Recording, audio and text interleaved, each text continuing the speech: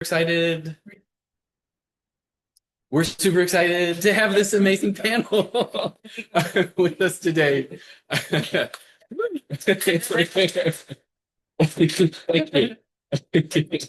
never had applause. It's great. So we have Tepfirah from the city of Detroit. She's director of sustainability, making it all happen. Gary Ringer, Eco Environmental Solutions, CEO. What do you say? CEO. And Arena Johnson from Eastside Community Network, who'll be talking about a lot of their great programs there. So I'm going to hand it off first to T. Everyone is going to get 5 to 7 minutes to present and talk about the work that they're doing around clean energy, and then we'll open it up for discussion and Q&A. Great. So it came to the panel, didn't know we were doing slides, but I pulled one out of my hat. So there'll be a little bit disjointed, but I did want to show you some pictures of some renderings that we have for the Detroit Neighborhood Solar Initiative, which is the major project coming out of the Office of Sustainability around clean energy. I'll start just to say that clean energy is in the Detroit climate strategy. So it's our first pillar in the climate strategy. If you haven't checked out the Detroit climate strategy, tons of work, both from community and internally at the city, aggregating all the city departments, asking what their priorities and what was feasible for them. There's 3-year targets, so we will be shooting for a 2.0 soon. But this is the top tenet, was to offset our municipal load. This project is, can I click through it? Yeah. Should I stand up? Or do you want me to? Oh, that's good. It's a PDF because I wasn't sure, so maybe you have to scroll. But this project is really rooted in 3 goals here. So putting vacant land into productive use. This project is targeting 165 acres of primarily vacant land in historically divested neighborhoods. Of course, climate, and you guys are all at this workshop, so I'm assuming that you know all of these things, so I won't go deep into that, but we know that that our world, everything is changing and we need to transition to clean energy. And then community was a big focus for this. I say land because just to put it in context, Detroit has about 18 square miles of vacant land. My background is in looking at this land and putting it into productive use, both for green space, urban agriculture, and now solar farms. And so there's been a number of options that we have to utilize for this land. But this is a big focus and kind of the primary reason that one of the primary reasons that we're doing this project is to address vacant land in the city. You won't be able to see this, but this is some drone footage, and I can share it with you later, just of the neighborhood and kind of the challenges that this neighborhood is seeing. But you can kind of just see from this screenshot that this neighborhood is one of those neighborhoods where you have 2 or 3 homes within blocks. So I have, just to kind of share. And you can kind of see where the actual solar array will be and the blocks of blocks that are mostly empty and what the neighbors are challenged with. And then right outside of the kind of the boundaries of where their solar array will be are homes that are largely intact. And so the idea with this project is to put solar array in the most blighted areas and then provide community benefits for homes around there. So actually, Mayor was just out this morning talking to neighbors who have already received energy efficient upgrades. So they're getting between 15 to 25,000 from this project. And then we've also did a capital stack with EEA and other programs that we're able to do. So these homes are really getting a lot of investment. And my hope and my goal is that we can pull some solar for all money down, that's in the pipe and already obligated, cross fingers. And that we can really infuse these neighbors with all the love that they deserve for hosting these solar sites. So just kind of going through some of the neighborhoods, and we can kind of go quickly because I only got a few minutes. And I won't go through the climate goals, I told you, because you guys already know this stuff, right? And you know how it's impacting Detroit on an everyday basis.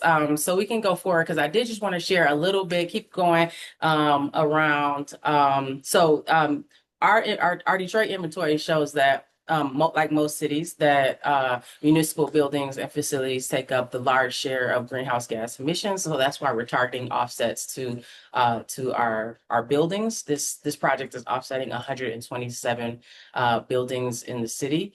We can keep going, and I just wanted to share. We can keep going, keep going. Sorry, I did want to share the really important part of this to me is community, right? Is the benefits that those community members are getting, and also that this project came out of interest from the community. So Mayor said, hey, we've got two problems we need to address, and we need to start to transition to clean energy, and we have vacant land.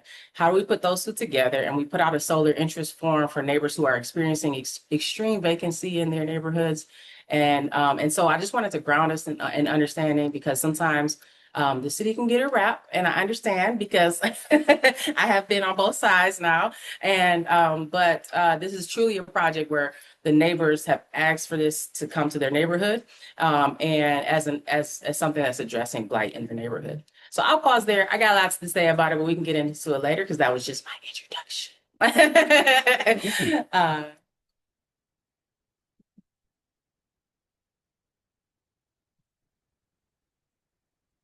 Gary, you want to take it away? Absolutely. Okay. Good afternoon, folks. Gary Ringer, CEO of Eco Environmental Solutions, former firefighter for the city of Detroit, 23 years. Before that, I used to build homes in the suburbs of Metro Detroit, which gave me a great opportunity to kind of trash vibrant and volatile, but more importantly, see the opportunities within our aging housing infrastructure.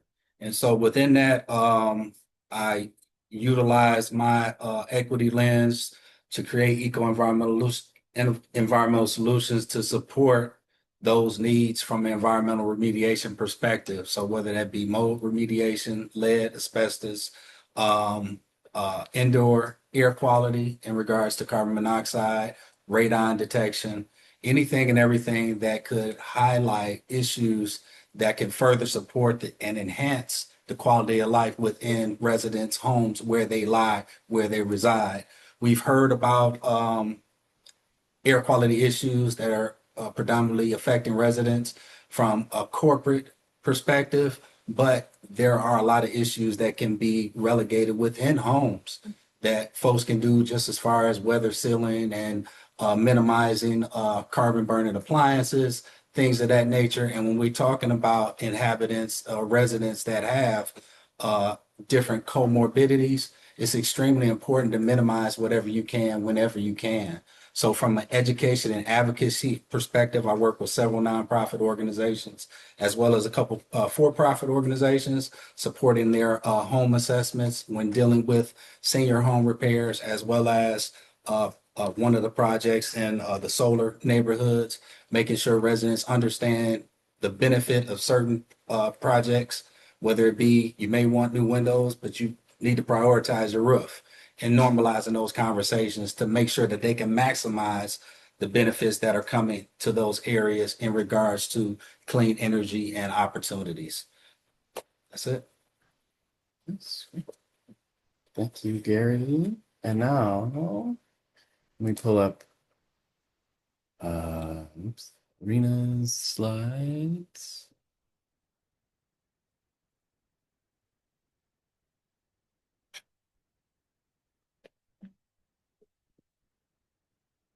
Yep, I just gotta let me make sure to share them to the virtual people. You're so good for your Woo! Yeah.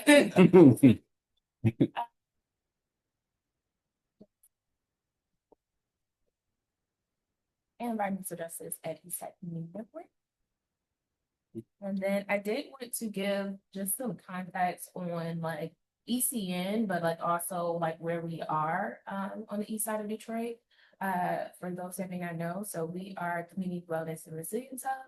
Again, located on the east side of Detroit. We have such a holistic approach to community development that involves everything from youth development to environmental justice, economic development, and so forth, so forth.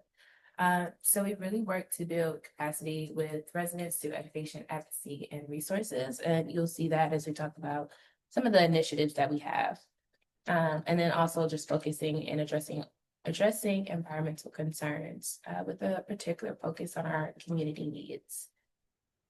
And so this is the context that I wanted to, again, highlight as it relates to clean energy and like where we are located on the east side of Detroit. So it may be hard to see, but that big plot of land that is outlined in blue is the Stellantis plant that is located right outside of our building, the Stoudemire, and then another plant located again on the east side of Detroit that affects our community, affects the air quality, pollution, and things like that. So, an important thing to keep in mind, the legacy pollution that has occurred on the east side of Detroit and why we're working to do these initiatives in the first place. Okay. And so I won't get into too much because I'm going to keep it short. But our vision for clean energy is, again, focusing on equity, justice, and community resilience, with a particular focus on like uplifting community needs and making sure that we're understanding that Black and Brown folks are going to be impacted disproportionately with the climate burdens such as pollution, climate vulnerabilities, and aging infrastructure, like we mentioned before. So some of the programs and initiatives that we have is the Resilient East Side Initiative, the Electric Vehicle Car Share Program, a DTE Energy Efficiency Program that we partner with DTE on to do. And then, so I'll get into a little bit of those, although those are topics that we can take forever to discuss. But some key aspects of those programs are the community engagement and education piece. Because again, like working with residents to provide solutions to some of these environmental justice burdens. And then the partnerships and that have been involved in these initiatives are what get them off the ground and kind of keep them going. And then overall, just meeting community needs. So again, I want to talk a little bit about the Resilience Hub, because I'm not sure if that's a familiar term to folks or not, but we have what's called the Resilient East Side Initiative that supports East Side residents in preparing for and navigating and recovering from climate disasters. So this network includes ourselves and other community-based organizations currently on the east side of Detroit that focus to provide resources and information before, during, and after climate emergencies and disruptions. So there's a total of 12 resilience hubs in our in this network, and we'll talk a little bit more about that in the next slide. So like I mentioned, there's 12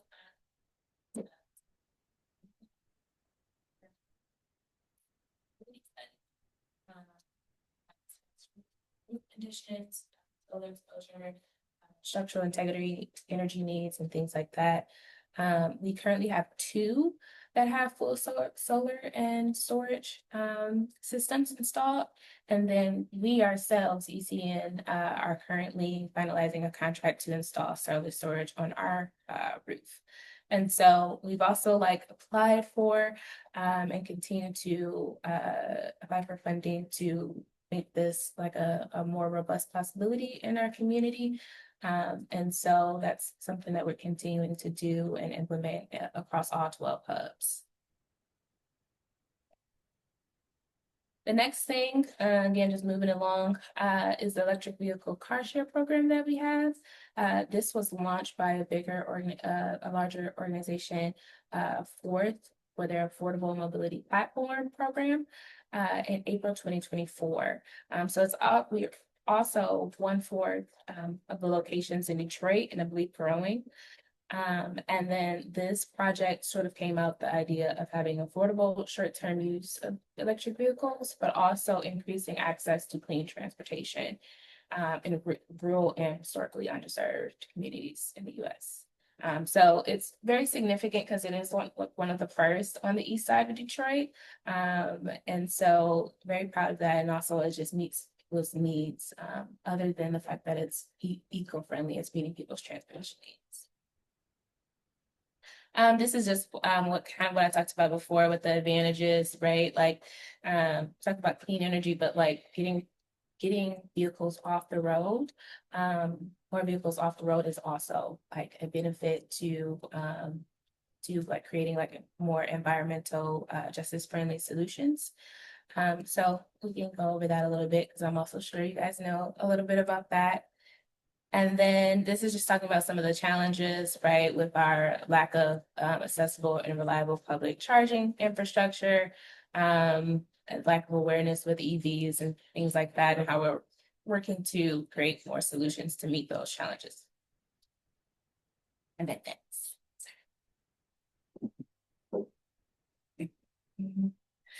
And then lastly, really quickly, we also partner with DTE and SEAL to conduct the DTE Energy Efficiency Program.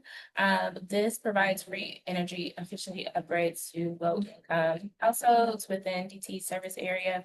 It helps to reduce energy burdens and make the home more up-to-date with health and safety measures. So it is income qualified, but some of the energy efficient methods include like your water heaters, your furnaces and AC replacements, and then other weatherization needs in the home. And so, again, just a highlight of those, and that's all. Excellent.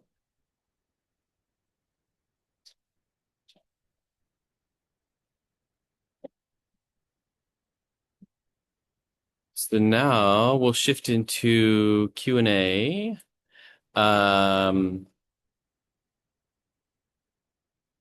Or if you wanted to respond to each other, that'd be okay too, or we can just go right to questions. Yeah, we'll invite any questions in the chat or also in the room. Yeah, go ahead. One of the solution I think is the heat pumps.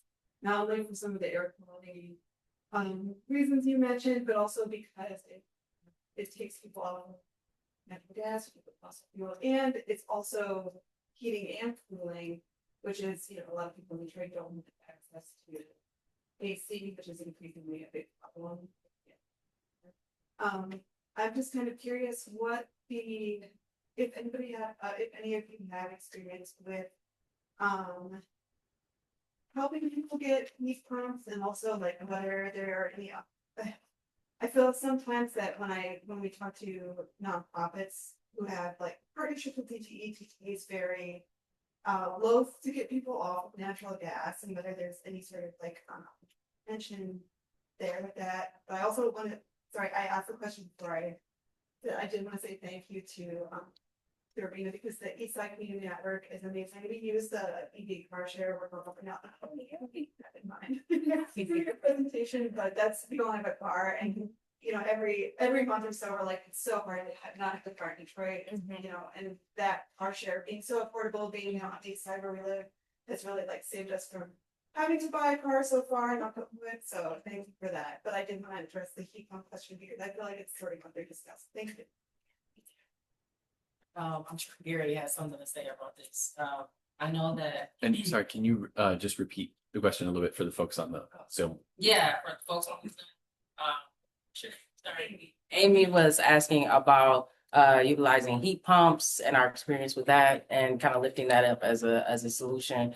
And I'll just say that we've done some modeling with NREL and EcoWorks, and like it's really hard to both reduce energy burden and install heat pumps because it really blows the electricity up. And what we're finding is that unless you couple it with those energy efficiency upgrades, or other programs, including solar, like it kind of for cities like ours that are an extreme energy burden, it's almost a wash, because their energy bill end up being higher. And then how do you know what I'm saying? How do you, there's some nuance there. So we're actually like looking at different models and what would be the most benefit and how to put those programs together, including like the, hopefully everybody heard of the MI HERS, here's HERS, that just opened up, which is doing this work. But how do we partner with other programs to get the bang for buck? So, but I know this is probably something you've delved into. Yeah, you hit the nail on the head. A lot of times our residents are so far away from heat pump usage. from the perspective of weatherization, from the perspective of windows, from the perspective of the numerous repairs that have to go into supporting that infrastructure before you can get to that elevated a heating appliance, it's too far off. Unfortunately, with technology improvements, hopefully they can reduce those costs. But I think the more important aspect of it is an opportunity from the perspective of improving the infrastructure, reducing some costs. But as Tefira stated, if everything isn't properly aligned, you can see an increase in that energy bill. And so a lot of times when we're coming into homes, whether it's supporting home repairs, whether it's the Solar for All program, whether it's the energy efficiency assistance program, they're looking to support what's going on right then, right there to enhance that quality of life, to possibly reduce that bill. And layering of services is extremely important. And so ideally, we're looking for a homeowner that may have already done a number of improvements already, and they might be interested in a heat pump to see how it will work within their household. But those cases are so far and few in between. But we're striving towards getting to that point to where we can start improving that infrastructure. We have a question in the chat. Yeah. Ian says, will the solar program expand past Greenfield Park further towards past Bricksdale Street towards 7 Mile? The maps are online. I don't have the answer to that off the top of my head. But the maps are online at the Office of Sustainability's website. And I'm happy to sidebar with Ian about the boundaries. And that is one of 5 different neighborhoods for perspective. Which if you're super interested, some of them were in this the power deck, the slide deck there. But yeah. We'll try to get them up, open data for us. Yes. Yes. Working on that too. Yeah. So another. Yeah. Yeah. Go ahead. First of all, thank you.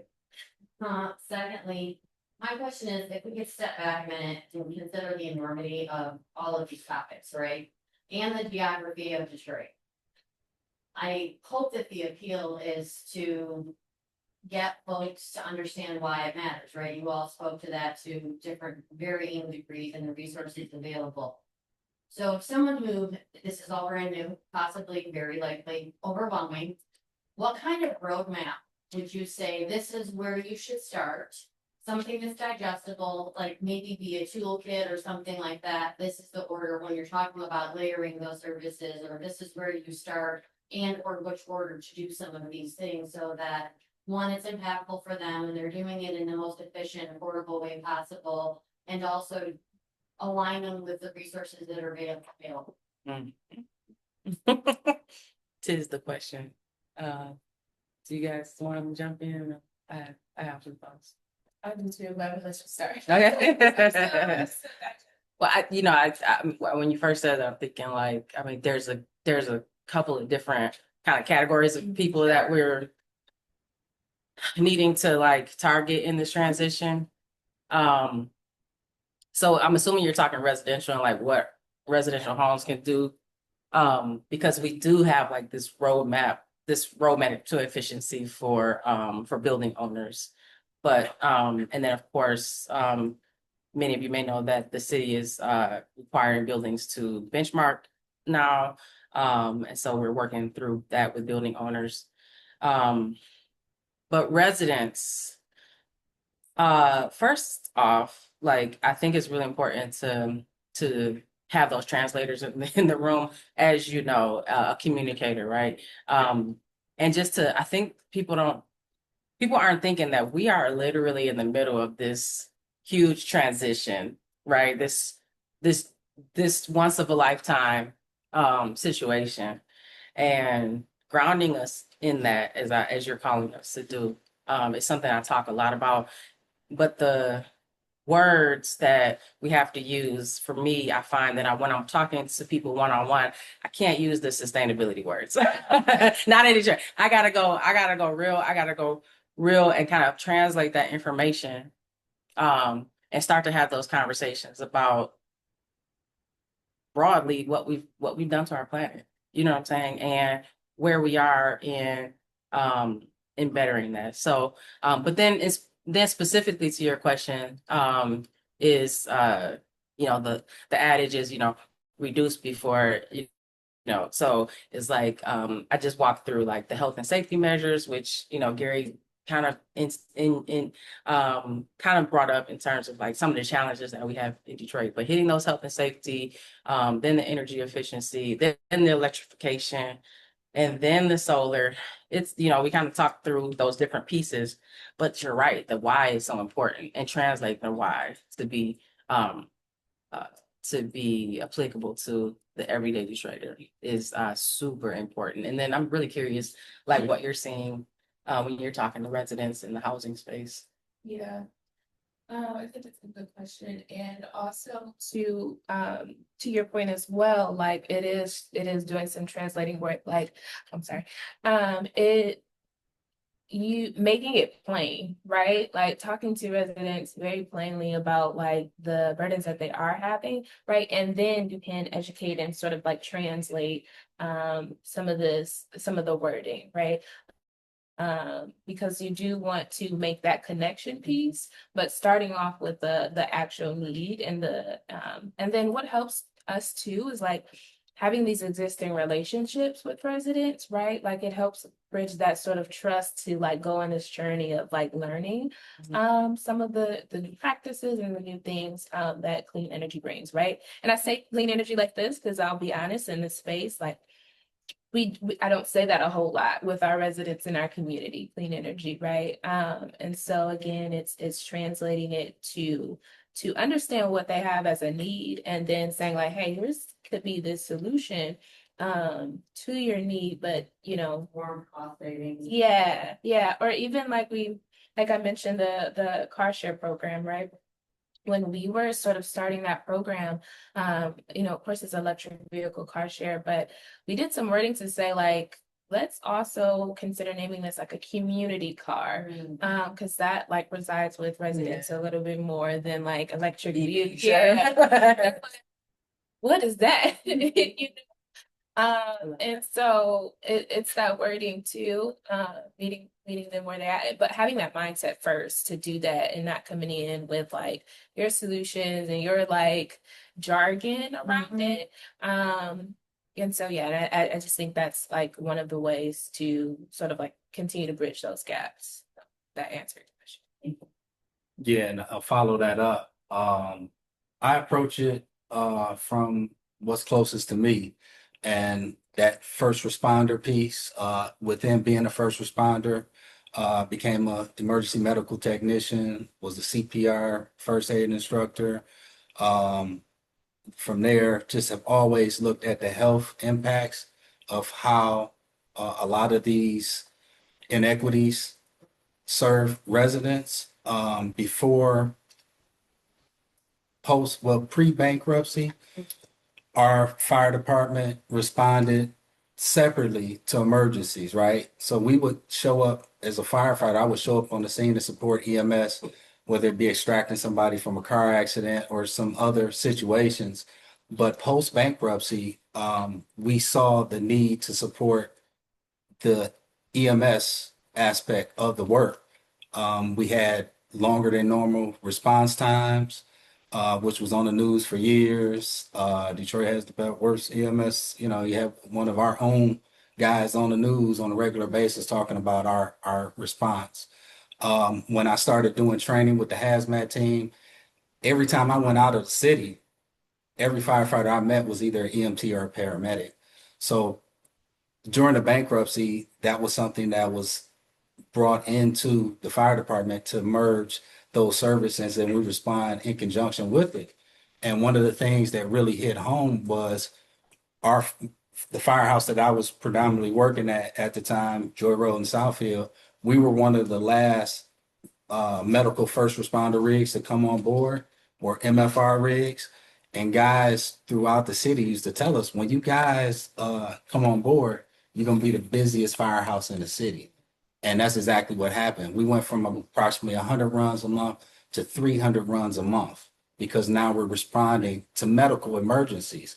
But when you're going into these households and you're seeing folks within one home, 4 to 5 people, you may have asthma with the child, you may have COPD, high blood pressure, different ailments within 5 to 10 different ailments within one generation of that home, right? It can be easy to just say, if you were, I remember a situation I was responding, difficulty breathing. It was a 3, 4 month old. And one of the first questions that I asked was, does anybody smoke? And the mother was a younger mother in her teens. She said, yeah, my mom does. But the mom was quick to defend herself. She's like, no, but I smoke outside. But I said, well, honestly, secondhand smoke, if you're coming in and you're having, interaction with the child, that baby can still pick up those fumes and whatnot. And I can see how her daughter just looked like she was upset because she may have had the conversation, or she may have known that it was something abnormal going on with the child. And me giving that information wasn't to create any angst in the home, but it was provide that education and that advocacy, right? And so I do that same thing when I go into homes from a home repair perspective, from a home assessment perspective, but then also from an energy efficiency aspect. So I currently do training to provide that education as how the home works, not just from the perspective of one thing, but the whole house as a system. And within that system, anything can throw things off.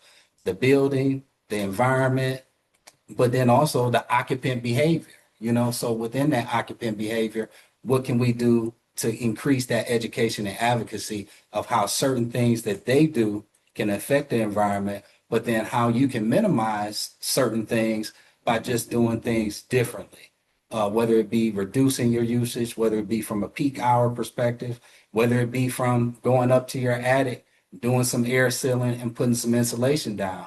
40% of your heat loss goes out through your attic, right? And so if somebody doesn't have that conversation with you, most people, when I talk to them, they've never been in their attic. I've never been in my attic. They've been in a home 20, 30 years. When I talk to them and I tell them about some of the dangers of carbon monoxide, gas burning appliances, and they say, well, oh, yeah, I got to ask them, do you have a carbon monoxide detector? No, I don't. Okay, well, did you know that preterm births can be attributed to poor indoor air quality, air quality in general? It's just so many different things that we miss the mark on when we don't have and normalize these conversations, to where that's where I've utilized as my strength when I'm dealing with and I'm normalizing those conversations within our homes. From the chat.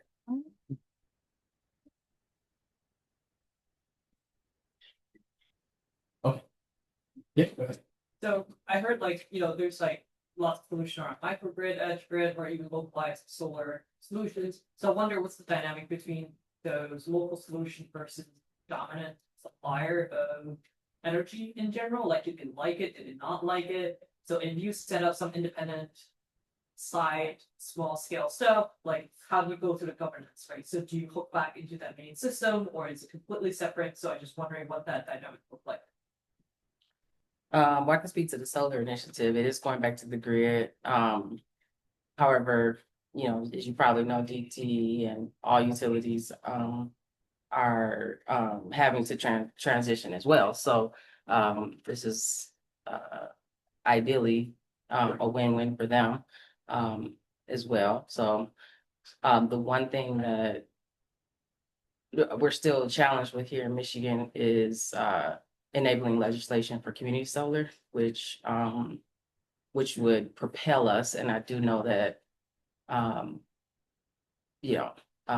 for probably a number of reasons, there's been pushback around that from utility companies. Yeah, I don't know. Do you guys have thoughts on that? Okay, can you repeat it? So basically, when you have localized solution, right? So either like a microgrid or some independent solar solution, is it completely independent from like main supplier, maybe DTE or some other supplier? If so, what's the dynamic look like? You know, is there a lot of opposition from the main dominant supplier towards these community-based solutions? What's the motivation? And I guess the motivation for the community side is obvious, right? So they give you more resilience. I don't know if there's any motivation for the big supplier side to like these projects or wanted to support this.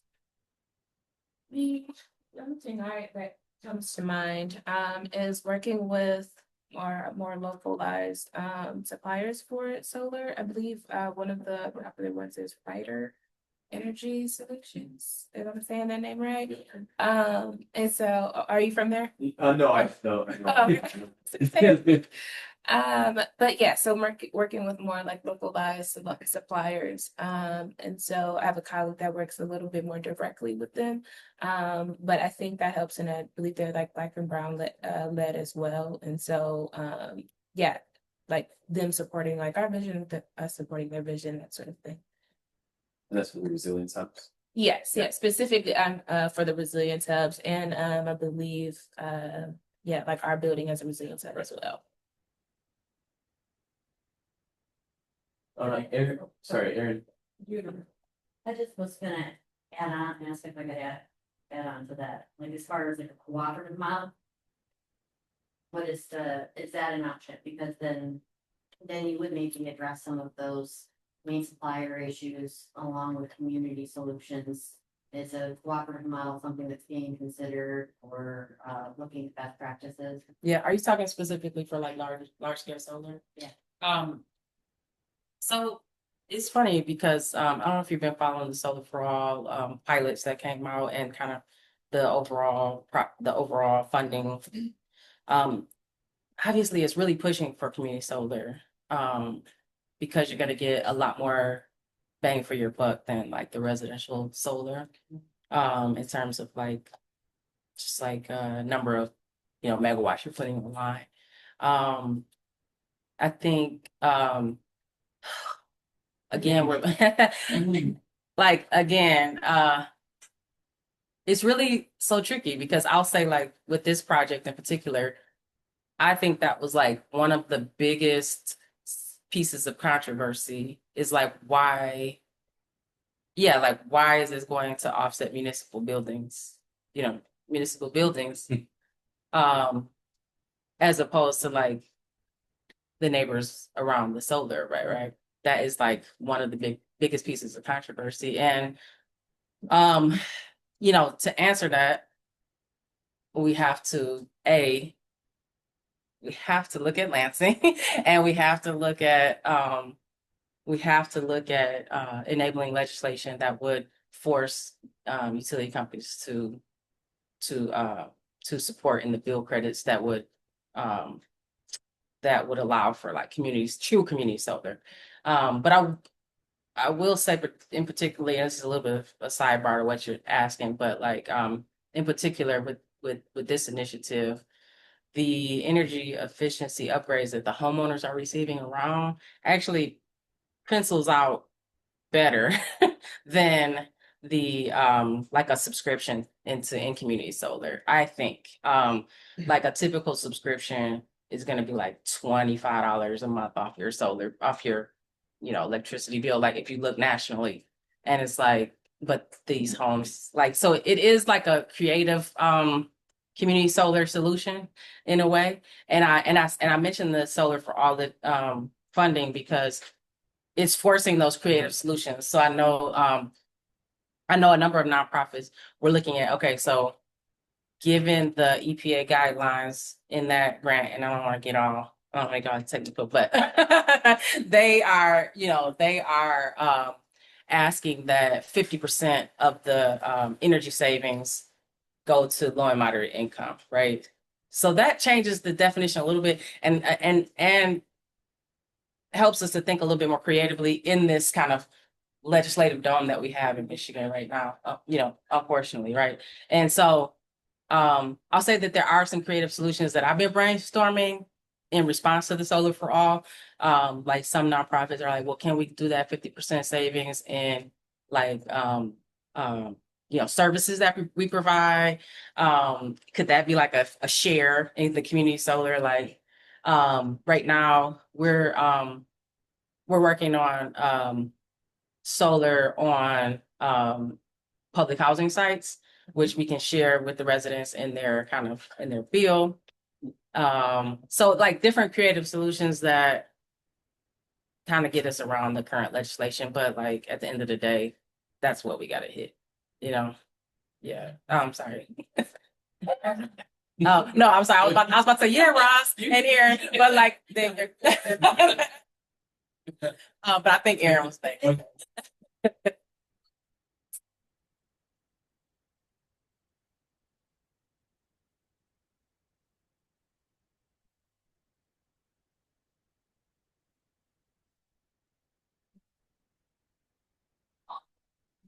Easy limits, and then it all goes back into like there. So, like, even if you had solar in your own room, it's still like limited to fully the grid and the issue. But the really big thing about the storage is that it provides battery. So we know that our infrastructure fails at this. It's not just the problem of it being so fuel driven, it's also just not reliable. And so the battery provides the balance. And then the solar, if it doesn't have power, the solar can power the building. But anyway, that kind of leads into like my question is what role advocacy has and power building has in this, because I think it's great to talk about what individuals can do, but I think we fall short a lot of climate solutions when we focus on that, because that's not the problem. People like not recycling and stuff like that's important, but it's like, how do we combine that? Here's how you stay safe in your own home. And that's important too. Like we are already being exposed to all sorts of bad stuff on the outside of the house. We don't need to add to it on the inside of our house, and that is really important. But how do you combine that with like conversations around here's the systematic problem and environmental racism that even led to these issues in the first place. Here's how wildfires are worse here in Detroit than they are in Ann Arbor, and why, and so like and so some of these and obviously issues with DTE getting in the way and like, blocking these things. So what role are you all taking around like advocacy or like and I'll tie that. What role does data have in that? Yeah. Love it.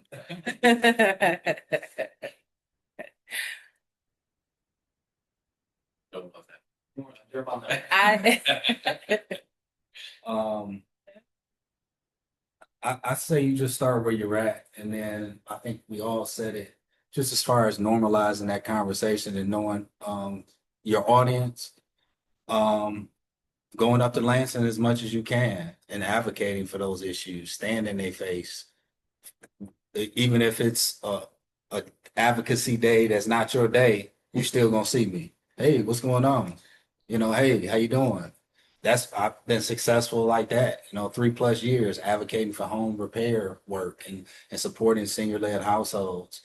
Some advocacy came about from that. The momentum is still going from that.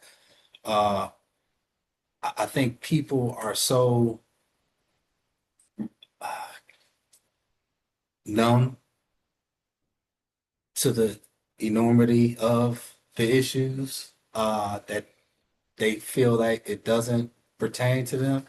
But if you're able to have those one-offs and have those conversations, I guarantee you're going to hit on something. You're going to hit on something. And once you hit on that one thing, that is your opening to reel them in and have them to be your advocate, your testimony for some future momentum towards resolving that issue or having that senator, that representative to start to look at things differently because they may be able to relate to that in a different fashion. Yeah.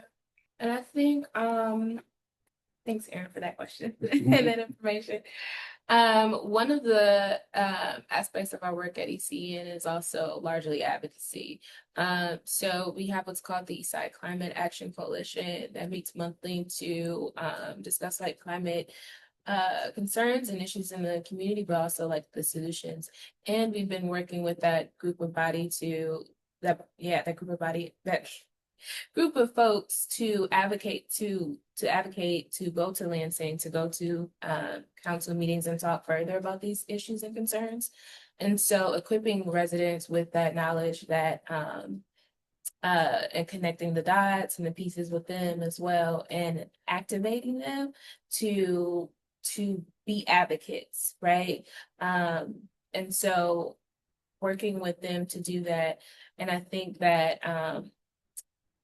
residents and our community members are very well aware of like the challenges that they're facing, right? And so going back to that piece about, it's just about connecting those dots and helping them to understand that they already have that power within them to be advocates and to go to Lansing and to speak to city leaders and government officials, right?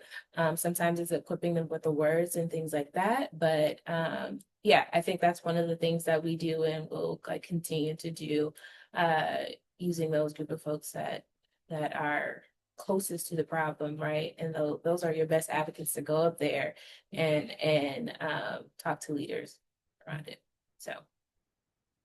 And that firsthand experience, they have that firsthand experience, right? So, of course, data's great. Data's great, right? The numerical data, but sometimes those stories are the most powerful and their lived experience. And so, advocating and leading with that. Yeah, I'll just add to that, and maybe we can collectively answer the question because I think I'm like philosophically, I'm like thinking so much about like those individual choices, like you said, that add up, as opposed to like the structural changes that need to be made. And it's particularly like some people may know that prior to becoming to the city, just in the last couple of years, I've been in nonprofit and kind of like rallying against the system, right? And so it's kind of like in this role, I feel so much like, what can we do? Like government's role in like structuring things. Very small example. I'll just want to shoot out there just for food for thought because this is so small. But like, I go to the grocery store from time to time and I don't have my dang bags, right? So I end up with this nasty bag, right? And I'm like, I'm the sustainability director. That's right, with this nasty plastic bag, right? And so I'm running to my car trying to hide the plastic bag. But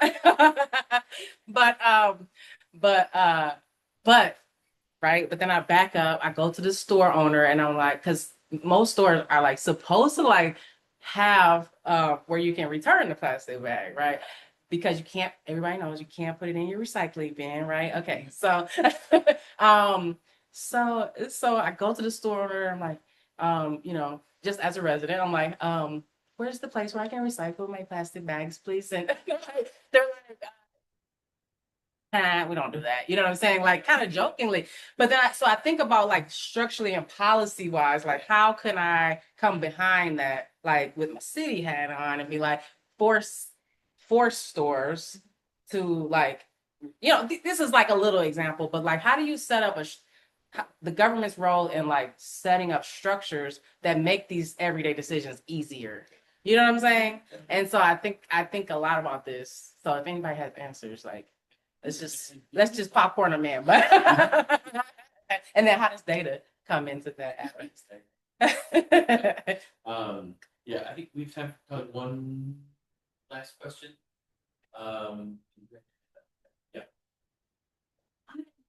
Yeah.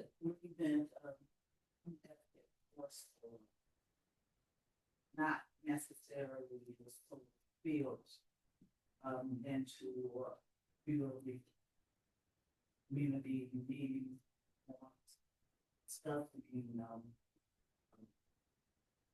discussing or trying to convince the community and low income communities put these fields in their backyard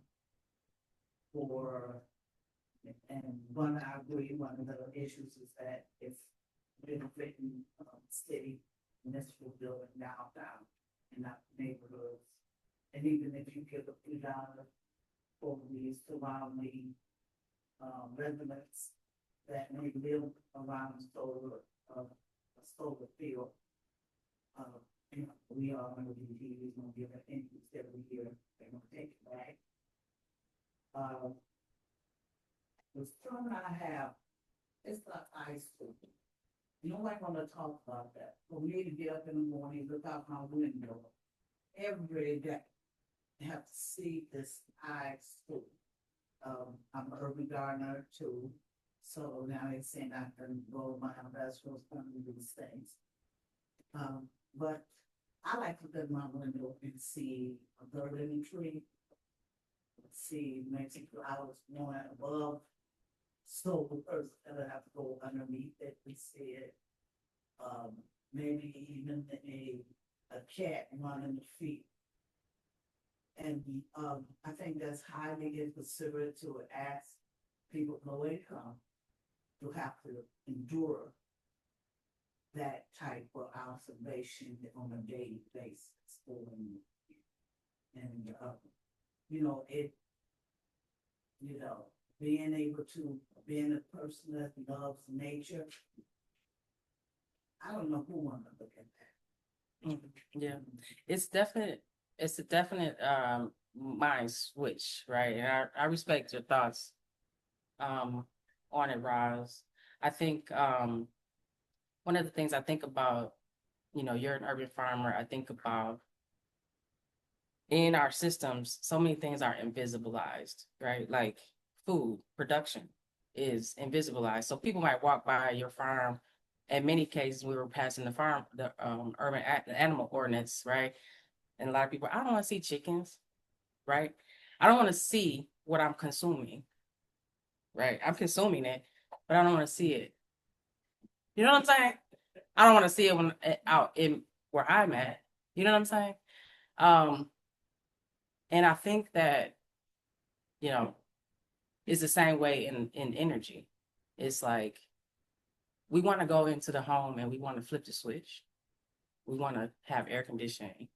We want to heat our homes, right?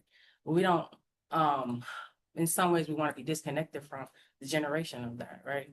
And what I will say about this is that it's different in that, kind of on a environmental justice tip that, like, typically, dirty energy is housed in some of the most economically challenged neighborhoods, right? And so with this, it's something totally different. It's clean. There is no like radiation and that kind of thing or harmful emissions that are coming off the panels. So in this giant leap that we have to do from the colonial systems that were set up to rely on fossil fuels in the way that they have, I just would challenge us to say, what does that look like? What does it look like to transition? It's going to take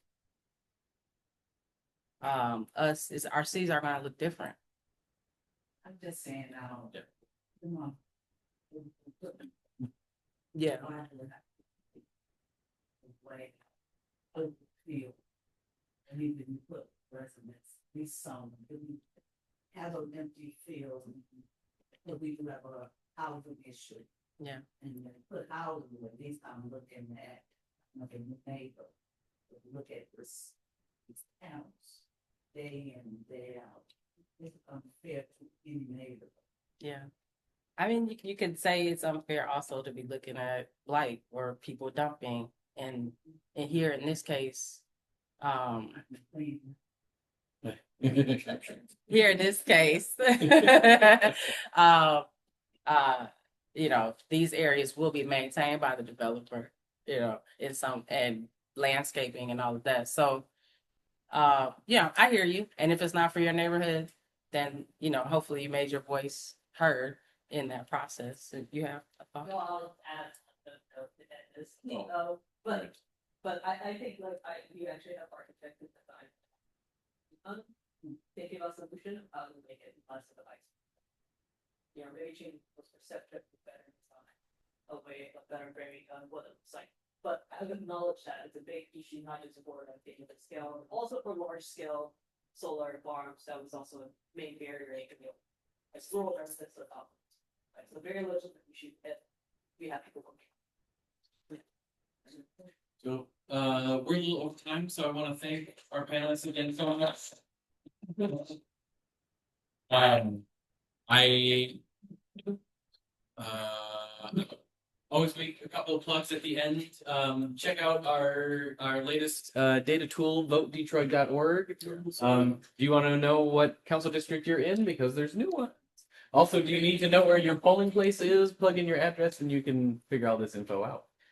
And help your neighbors. Because the easiest part should be voting. The hard part is figuring out who the heck is on your ballot. And then our next upcoming data forum will be on arts and the creative ecosystem. So really excited to have folks who've been really deeply engaged in that. So that'll be our August. You can find that on our Eventbrite profile as well. And thank you all for putting up for our with our hybrid option. It was great to see people in person and have folks online as well. Thanks again. Good job, ladies.